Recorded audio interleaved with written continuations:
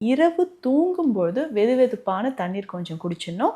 அந்த தண்ணீர்ல நம்ம ரொம்ப சிம்பிளா கடுக்காய் பொடியோ, இல்ல நிலாவரை பொடியோ சேர்த்து இரவு நம்ம குடிச்சிட்டு தூங்குனோம்னா, காலையில ஃப்ரீ மோஷன் வர ஆரம்பிக்கும். இது எல்லாமே நம்ம ரொம்ப சிம்பிளா உடல்ல இருக்கக்கூடிய கழிவுகளை வெளியேற்றுவதற்கு அன்றாடம் தினம்தோறும் நம்ம ஃபாலோ பண்ணக்கூடிய விஷயங்கள். இப்போ காலையில ஏதாவது ஒரு ஜூஸ் குடிச்சோம்னா, உடல் கழிவுகள் வெளியேறுமா? அப்படின்னா நெறைய இருக்கு. அதில ஜென்ரலா இது நம்ம ஃபாலோ பண்ணிக்கலாம். கொஞ்சம் சீரக பொடி நம்ம எடுத்து வச்சுக்கணும். மஞ்சள் பொடியும் நம்ம எடுத்து வச்சுக்கணும்.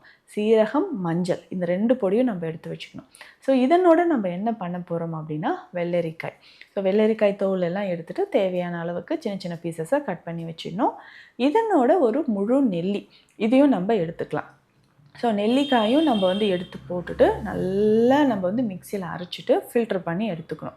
ஸோ இதனோட 1/2 ஸ்பூன் அளவுக்கு சீரகப்பொடி, 1/2 ஸ்பூன் அளவுக்கு மஞ்சள் பொடி சேர்த்து 200 ml தினமும் காலையில் குடிக்கணும். ஸோ இதை குடிக்கிறதுனால என்னங்க ஹெல்த் பெனிஃபிட்ஸ் இருக்குது? உடல் கழிவுகள் வெளியேறும். அதுக்கப்புறம் நம்ம குடல் பகுதியில் அல்சர் பிரச்சனை இருந்தாலும் அது சரியாகிறதுக்கு இந்த ஜூஸ் நம்ம பயன்படுத்தலாம்.